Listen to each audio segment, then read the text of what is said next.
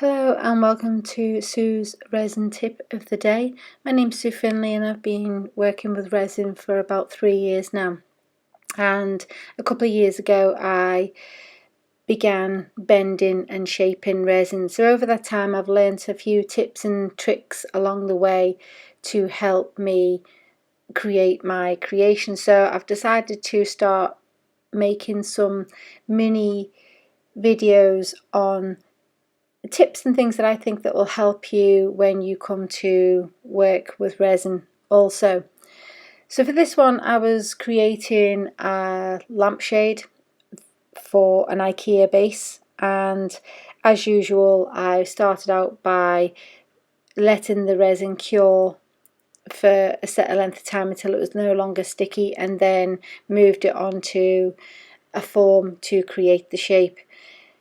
Now after I did this particular shape I discovered that the shape was not open enough for me for the lampshade.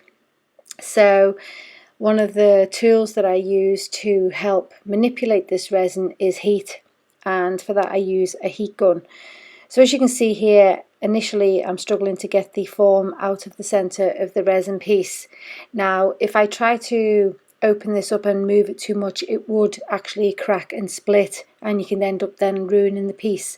So by then adding some heat to this, I can then warm the resin up enough so that it'll bend and flex enough for me to remove the inside and then be able to separate the parts ready for shaping into the lampshade.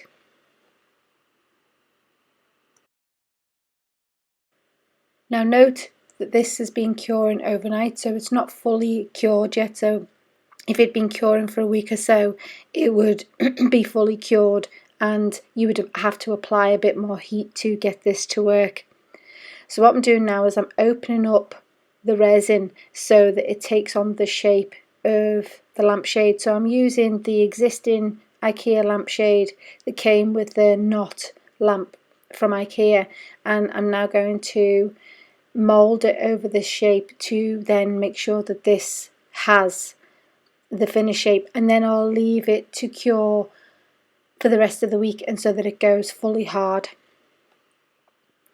And as you can see, I'm just gently applying heat around the outside. This is on a low heat setting. I've not got it on a high heat setting because I don't want to burn the resin, so I'm just going to move around there and I'll just move it and shape it a little bit just to make sure that it does lie flat. Now obviously this hangs down further than the lamp, so I've placed it on top of a kind of adhesive spray just so that it's not touching the table, because what I don't want is it to bend outwards on the bottom either. Now this is a double layer piece, so again, to get this to mould around there, I'm just applying heat very gently to the center of the resin, and then I'll just move it around until it's in the right position on top. Now what I did was I laid the two layers on top of each other so that when I come to piece them together they would fit neatly on top of each other and they would fit well. So I just need to find that area where they join properly. And as you can see, I'm just manipulating the resin while it's still warm to place it on top of each other, and then just stretch and pull that ever so gently just to make sure that I can get that into the right position.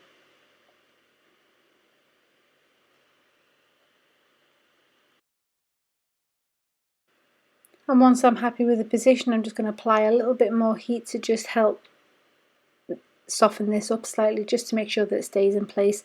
And then I will stick a weight on the top, which is just a form of a tube of sand or whatever that will go on the top, just to make sure this doesn't pop back up on itself, and then this will be left to cure further for another week.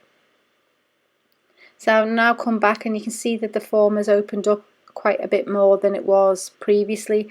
So what I need to do now, again using some heat, I'm going to just soften just the center there so that it makes it easy for me to place it onto the lamp, because again I don't want this to crack or split. So just by adding a little bit of heat, it just softens it up just enough so that it can be placed onto the lampshade, and then again it'll be left to cool down, and then that would be set in place then.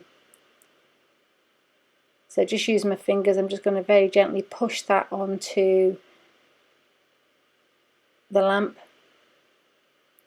and then I will come back and do the same with the second layer and put those two pieces together and then attach them.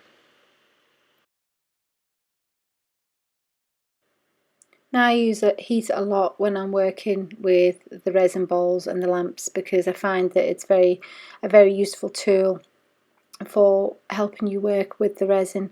Now I did get asked by a gentleman if after you've shaped the resin and bent it, if after it's been cured for some time, if it was possible to heat the resin and bend it back. That is not something I know whether that would be possible to do, and you certainly wouldn't get it back completely the way you wanted it before, because the resin will bend and stretch. So once you've stretched resin, trying to put something back would not be easy. But you could maybe perhaps use this method if, let's say, you've done a bowl and you feel that you want to open it up a little bit more, then applying heat, but then making sure that you have a form underneath so that while it's cooling it will take on that shape. I actually have a feeling that once it's fully cured it will take that shape, and it's not going to be easy to mold it into a new shape. If you're interested in seeing the whole process for how I made this lampshade, then I shall leave a link in the description below for my video tutorial, and also I will leave some links in the description for other handy links where I get the products and various things like that, my Instagram, Facebook, etc, etc. Also, if you like this video, then please give it a thumbs up, or better still, go and subscribe to my channel. I have lots of ideas to keep you inspired, and I'll be bringing you more resin tips of the day. So until next time, bye for now.